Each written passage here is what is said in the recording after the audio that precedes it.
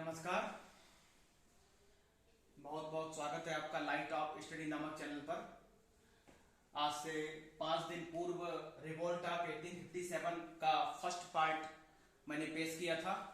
उसका दूसरा पार्ट और 20 से 25 मिनट का जो स्टेज है वो मैं पेश कर दूंगा, लेकिन उससे पूर्व जो 10 दिन के उपरांत जो यूपी पेट का एग्जाम होने वाला है उस विषय में काफी लोगों ने डिमांड की है। काफी कैंडिडेट्स ने जो पेट के उम्मीदवार हैं, जो पेट के एग्जाम में शामिल होने वाले हैं, डिमांड रखी है कि सर थोड़ा पेट का जो गत वर्ष के पेपर की जो जीएस थी उसके विषय में और थोड़ी मॉडर्न हिस्ट्री, क्योंकि पेट में अगर लास्ट ईयर के पेपर के दोनों शिफ्टों को एनालाइज किया जाए, विश्लेषण किया जाए, तो लगभग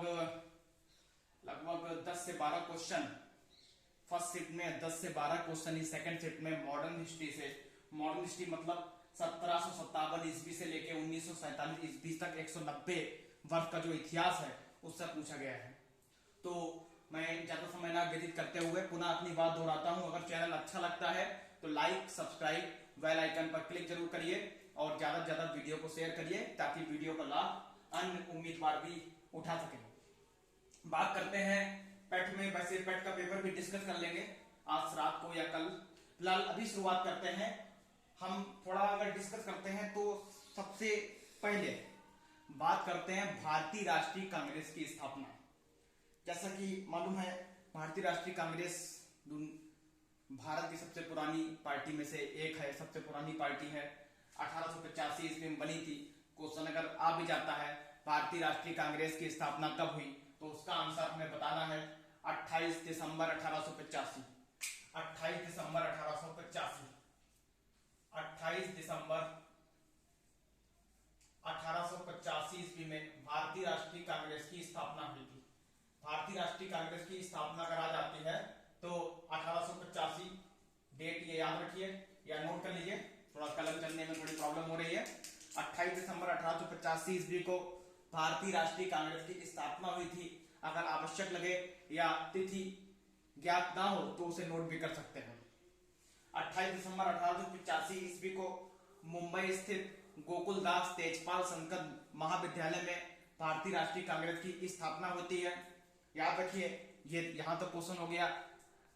मुंबई में इसका पहला अधिवेशन 1885 ईस्वी में होता है और व्योमेश चंद्र बनर्जी जी इसके पहले अध्यक्ष होते हैं। याद रखिए, क्वेश्चन आ जाए कि भारतीय राष्ट्रीय कांग्रेस की स्थापना हुई थी तो उस समय उसके पहले अध्यक्ष कौन बनाए गए थे, तो व्योमेश चंद्र बनर्जी। हालांकि फिरोज शाह मेहता, दादाभाई नौरोजी, उसके बाद गोपाल चंद गोखले, तमाम व्यक्ति इस समय शामिल थे। बोलते हैं 78 से 79 नेता जो थे वो इसमें शामिल हुए थे। भारतीय राष्ट्रीय कांग्रेस का जब 28 दिसंबर 1885 को अधिवेशन हुआ था। तो डेट याद रखिए। पहले अध्यक्ष इसके कौन थे, व्योमेश बनर्जी थी। इसके दूसरे अध्यक्ष कौन थे, अगर दूसरे की बात आ जाए, दूसरा अधिवेशन आपका कलकत्ता में हुआ था 1886 ईस्वी में, क्योंकि जब ये बनी थी तब ये निर्णय लिया गया कि इसका हर साल अधिवेशन एक पर्टिकुलर जगह पे होगा। जगह अलग अलग हो सकती है, जैसे 1885 में अधिवेशन मुंबई में हुआ, 1886 में कलकत्ता में हुआ, फिर 1887 ईस्वी में इलाहाबाद में हुआ। तो ये सब बात हुई। तो इसके दूसरे अध्यक्ष अगर आ जाए तो हम लोग को 1886 ईस्वी में इसका दूसरा अधिवेशन कब होता है, 1886 ईस्वी में। कहा होता है, कलकत्ता में। और इसके कौन अध्यक्ष, प्रेसिडेंट कौन होते हैं, दादा भाई नौरोजी जी। दादा भाई नौरोजी के संबंध में याद रखिए कि दादा भाई नौरोजी को grand old man of India भी बोला जाता है। अक्सर क्वेश्चन पूछा गया है कि grand old man of India किसे कहा जाता है। ऐसा लास्ट ईयर पेट के शिफ्ट 1 में पूछा भी गया था।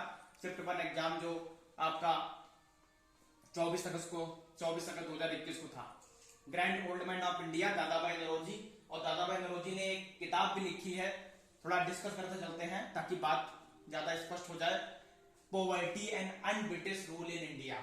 Poverty and un-British rule in India, ये 1901 ईस्वी में लिखी गई इनकी किताब थी। 2021 में यूपीपीसीएस के पेपर में इसकी तिथि भी पूछ दी गई थी कि poverty and un-British rule in India नामक किताब जो दादा भाई नौरोजी ने लिखी थी वो किस तिथि को लिखी थी, क्या डेट थी उसकी। तो 1901 इतना डीपली क्वेश्चन पूछ दिया गया था। खास खैर पैट में तो इतना डीपली नहीं पूछेंगे, फिर भी हमें याद करते चलना है।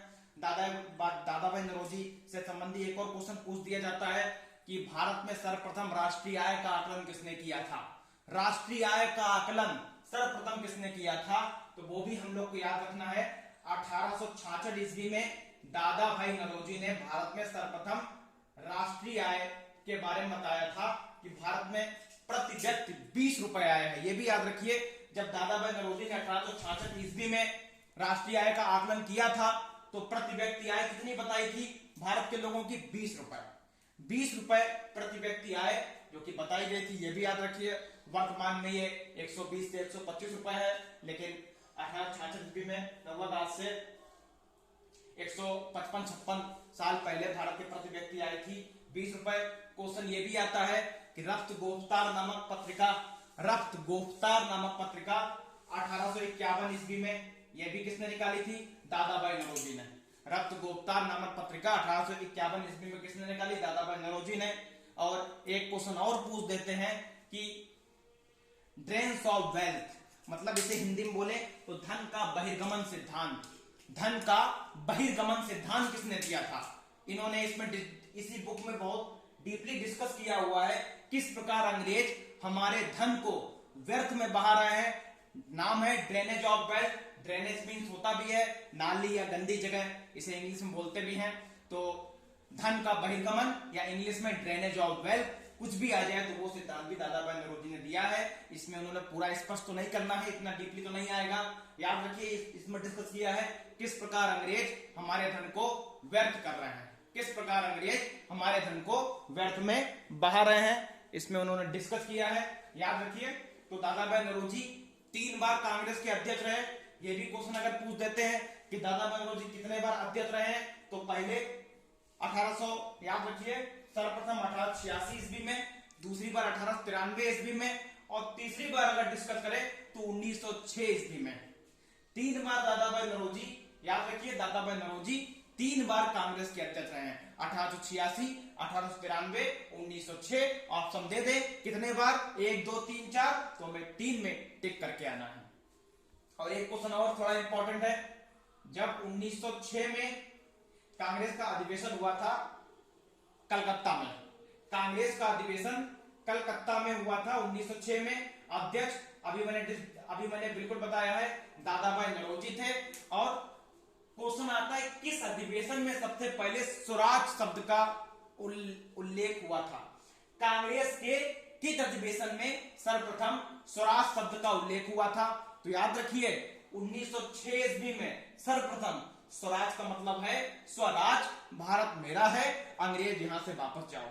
इसका थोड़ा शॉर्ट में हम लोग समझ सकते हैं। स्वराज 1906 ईस्वी में जो कलकत्ता अधिवेशन हुआ था उसमें सर्वप्रथम स्वराज शब्द का प्रयोग हुआ था। क्वेश्चन याद रखिए, अगर आता है किस अधिवेशन में, कांग्रेस के किस अधिवेशन में सबसे पहले स्वराज शब्द का प्रयोग हुआ?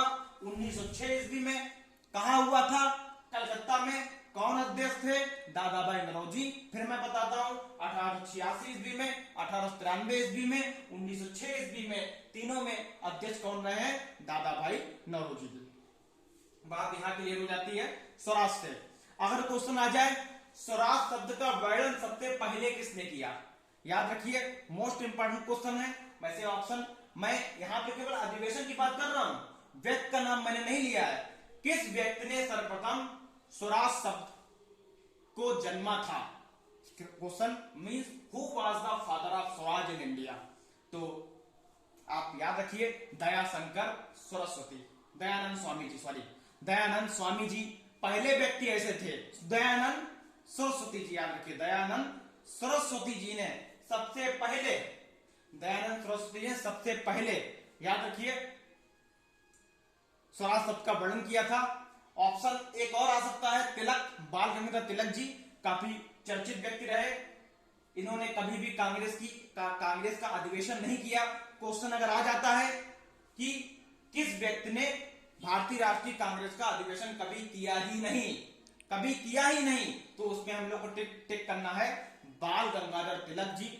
आपको बता दें, ये क्वेश्चन मोस्ट इंपॉर्टेंट है क्योंकि काफी कंफ्यूजन रहती। बाल गंगाधर तिलक भारतीय राष्ट्रीय कांग्रेस की सभाओं में काफी सक्रिय तो रहे, लेकिन कभी भी इन्होंने अध्यक्षता नहीं की।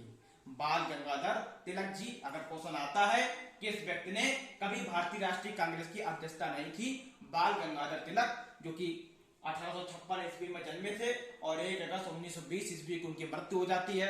याद रखिए 1 अगस्त 1920 ईस्वी को जिस दिन असहयोग आंदोलन आरंभ हुआ था, क्वेश्चन ये भी आ सकता है किस तिथि को असहयोग आंदोलन शुरू हुआ। 1 अगस्त 1920 ईस्वी को। महात्मा गांधी जी इसके कर्ता धर्ता थे। एक क्वेश्चन याद रखिए, महात्मा गांधी जी इसके लीडर बनके सबसे बड़ा नेतृत्व तो उनका था, लेकिन क्वेश्चन अगर ये आता है किस व्यक्ति के दिमाग में या असहयोग आंदोलन की उपज किस व्यक्ति थी, तो बाल गंगाधर तिलक जी। आपको बता दें कि तिलक जी के नाम से लगभग 1 करोड़ रुपए का चंदा पूरे महाराष्ट्र में इकट्ठा हुआ था केवल इस आंदोलन के लिए। अगर क्वेश्चन आ जाए किस व्यक्ति के मन में सबसे पहले असहयोग आंदोलन का विचार आया। असहयोग का मतलब होता है असहयोग कि गवर्नमेंट जॉब हुआ या कोई भी जॉब हुई या कोई भी सर्विस हुई, कोई भी काम हो, उसमें अंग्रेजों का साथ ना देना। जितने भी टीचर्स वगैरह थे, सरकारी टीचर्स थे, तमाम जितने भी गवर्नमेंट जॉब करते थे, उन सब ने अपने पद से इस्तीफा दे दिया था। बहुत बड़ा आंदोलन था। हालांकि चौरी चौरा कांड 4-5 फरवरी 1922 को हुआ था। उसके बाद गांधी जी ने यह आंदोलन वापस ले लिया। वो तो बाद में डिस्कस करेंगे इसके विषय में। फिलहाल 1 अगस्त 1920 ईस्वी में असहयोग आंदोलन आरंभ हुआ था और तिलक जी याद रखिए 1 अगस्त 1920 ईस्वी को ही एक्सपायर भी हुए थे, शहीद भी हुए थे। तो यहाँ याद रखिए 1866 ईस्वी में दादा भाई नौरोजी ने राष्ट्रीय आय का वर्णन किया। तब बताया कि भारत की प्रत्येक व्यक्ति आय कितनी है, 20 रुपए। हाँ, स्वराज शब्द का प्रयोग तिलक ने भी किया है। आपको मालूम भी होगा, स्वतंत्रता मेरा जन्मसिद्ध अधिकार है और मैं इसे लेकर रहूंगा। ये बात भी बोला था। क्वेश्चन अगर आ जाता है कि स्वतंत्रता मेरा जन्मसिद्ध अधिकार है और मैं इसे लेकर रहूंगा, ये बात किसने बोली, तो बाल गंगाधर तिलक जी ने ये बात बोली थी कि freedom is my birth right and I will have it at any cost. तो मैं इसे लेकर रहूंगा। क्वेश्चन ये भी आ सकता है। लेकिन आप याद रखिए कभी भी आपका दयाशंकर और दयानंद और बाल गंगाधर तिलक साथ भी ऑप्शन नहीं आएगा, क्योंकि इन दोनों ने ही, लेकिन सबसे पहले अगर प्रयोग किया है तो याद रखिए दयानंद जी ने ही इसका प्रयोग किया था। एक क्वेश्चन और आ सकता है कि पूर्ण स्वराज का वर्णन सबसे पहले किसने किया। यहां मैं स्वराज की बात कर रहा हूं, याद रखिए यहां मैं स्वराज की बात कर रहा हूं, मैं पूर्ण स्वराज की बात नहीं कर रहा हूं। पूर्ण स्वराज के बारे में ये भी क्वेश्चन पेट के सेकंड शिफ्ट में पूछा गया था कि पूर्ण स्वराज कांग्रेस की किस अधिवेशन, मैं स्वराज की बात कर रहा हूं यार, स्वराज तक 1906 ईस्वी में आया, लेकिन पूर्ण स्वराज पूरा भारत में रहा है। स्वराज में कुछ ऐसे स्टेट भी थे जो भारतीयों को नहीं लेने थे, लेकिन पूर्ण स्वराज का मतलब हो गया पूरा का पूरा भारत मेरा है, इससे स्वीकार हम कुछ नहीं करेंगे। इसका प्रयोग सबसे पहले याद रखिए, मोस्ट इंपोर्टेंट क्वेश्चन है। IAS 2008-2009 में भी, शायद 2008 या 2009 में भी क्वेश्चन ये पूछा गया है, तभी मैं डिस्कस कर रहा हूं। पूर्ण स्वराज का वर्णन सबसे पहले कांग्रेस की किस अधिवेशन हुआ, तो याद रखिए पूर्ण स्वराज का सबसे पहले प्रयोग जो हुआ था वो याद रखिए डेट इसकी 30 दिसंबर 1929 ईस्वी को कांग्रेस का अधिवेशन कौन था, लाहौर। पूर्ण स्वराज का वर्णन कांग्रेस की किस अधिवेशन में हुआ, लाहौर अधिवेशन। और उस समय अध्यक्ष कौन थे, नेहरू जी। उस समय अध्यक्ष कौन थे, नेहरू जी। 30 दिसंबर 1929 ईस्वी को लाहौर में नेहरू जी की अध्यक्षता में रावी नदी के किनारे, क्योंकि लाहौर रावी नदी के किनारे बसा हुआ है, किस नदी के किनारे ये हुआ था अधिवेशन, रावी नदी के किनारे। 30 दिसंबर 1929 को लाहौर में रावी नदी के तट पर नेहरू जी ने झंडा फहराते हुए यह घोषणा कर दी कि हम पूर्ण स्वराज से कम कुछ भी स्वीकार नहीं करेंगे, क्योंकि अंग्रेजों ने यह घोषणा कर दी थी कि कुछ डोमिनियन स्टेट ऐसे हैं जिनमें भारतीयों का आधिपत्य ज्यादा है, वो हम भारतीयों को सौंप देंगे। लेकिन नेहरू जी का मानना था कि हम पूर्ण स्वराज से कम कुछ भी नहीं लेंगे, हम पूरा भारत चाहते हैं। हम भारत का 10 भाग या 90% भाग या 80% भाग ना चाहते हुए हम 100% भारत चाहते हैं, क्योंकि भारत भारतीयों का है। तो याद रखिए 30 दिसंबर 1929 को लाहौर में रावी नदी के किनारे जो अधिवेशन हुआ था उसमें नेहरू जी ने सबसे पहले पूर्ण स्वराज शब्द का प्रयोग किया।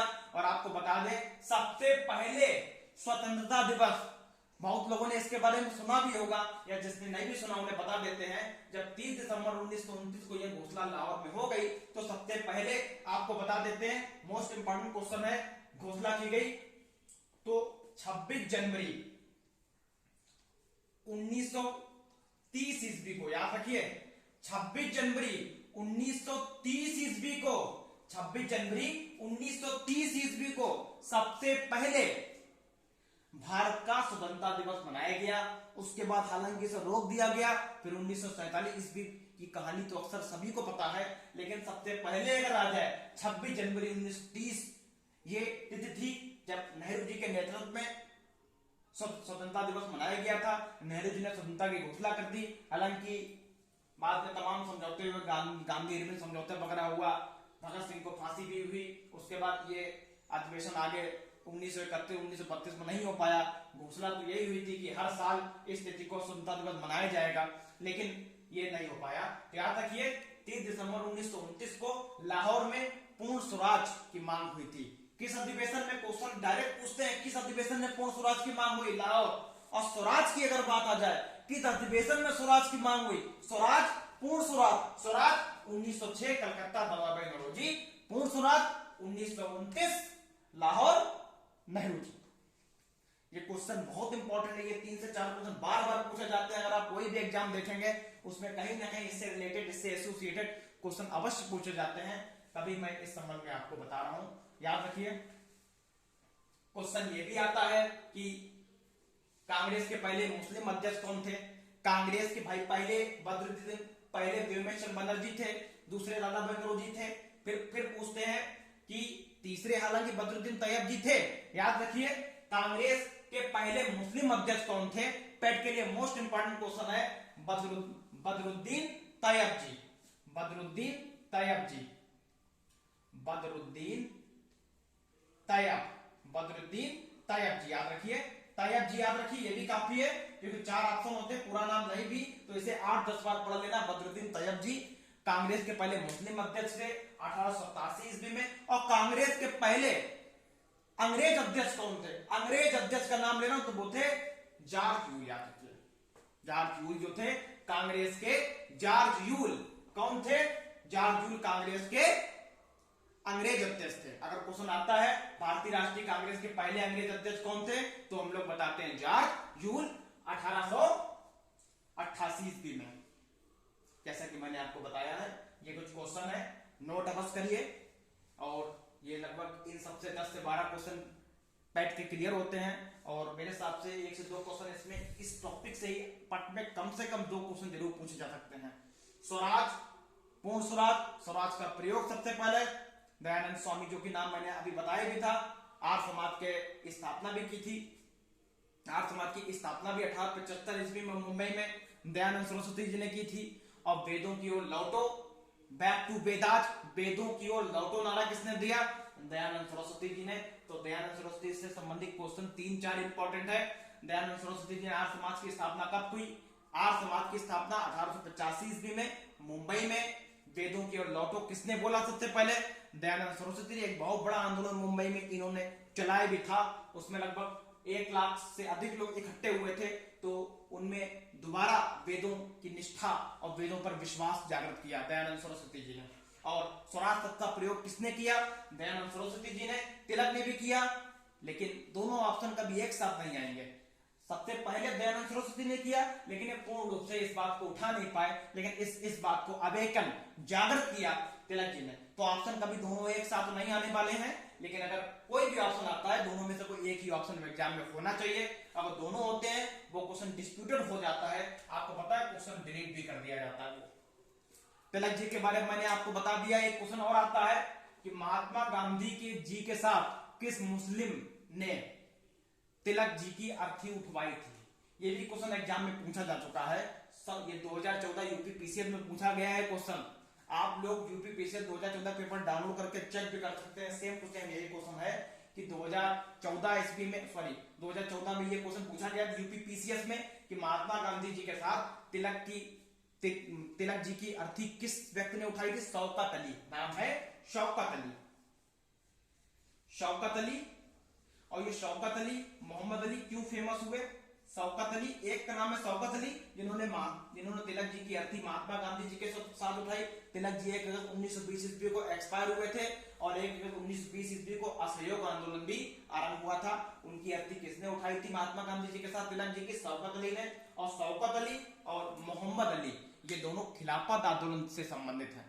खिलाफत आंदोलन, अपोजिशन मूवमेंट। अपोजिशन मूवमेंट पिछली बार एक क्वेश्चन रिपीट की सेकंड शिफ्ट में ही पूछा गया था। जब महात्मा गांधी जी खिलाफत आंदोलन में शामिल हुए थे तब किसने महात्मा गांधी जी का विरोध किया था?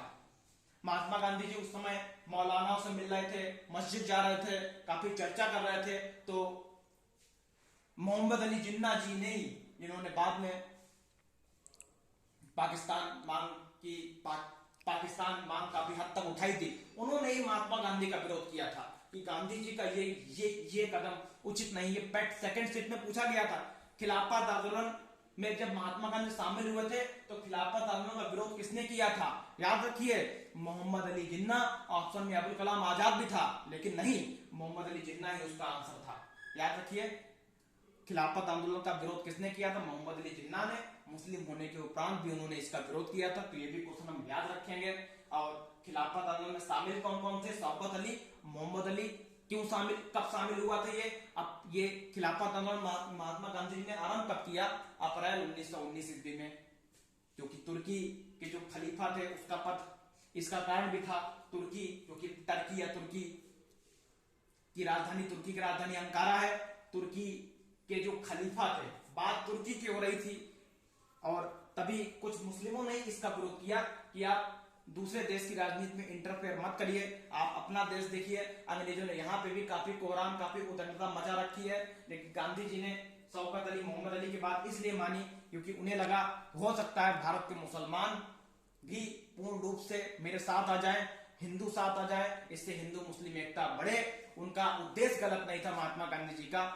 तो याद रखिए, तुर्की के जो खलीफा का पद था उसे अंग्रेजों ने समाप्त कर दिया था, इसीलिए खिलाफत आंदोलन यहाँ पर चलाया गया था कि तुर्की का जो खलीफा पद है उसकी स्थापना पुनः हो, अंग्रेज उस पद को ना समाप्त करें। इसलिए शौकत अली, मोहम्मद अली जी ने मिलकर महात्मा गांधी से जोड़ दिया और महात्मा गांधी ने उस आंदोलन को माना और बाद में इसी आंदोलन को असहयोग आंदोलन में मिला लिया गया। याद रखिए, जिन्ना जी ने इसका विरोध किया था, मोहम्मद अली जिन्ना ने इसका विरोध भी किया था।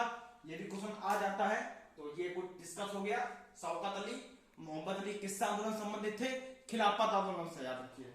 बहुत बहुत धन्यवाद। और आज शाम को कोशिश करूंगा एक वीडियो और आप सबके समझ पेश करूं। अच्छा लगे तो लाइक और कमेंट और शेयर कर दीजिए, बेल आइकन पर क्लिक कर अवश्य करिए। स्वराज, पूर्ण स्वराज मोस्ट इंपॉर्टेंट है। ना समझ में आए तो 2 से 3 बार इस वीडियो को देख सकते हैं और नोट अवश्य करिए, क्योंकि एग्जाम के केवल 10 दिन शेष हैं। इसीलिए बहुत बहुत धन्यवाद। शुभ रात्रि, गुड इवनिंग, धन्यवाद।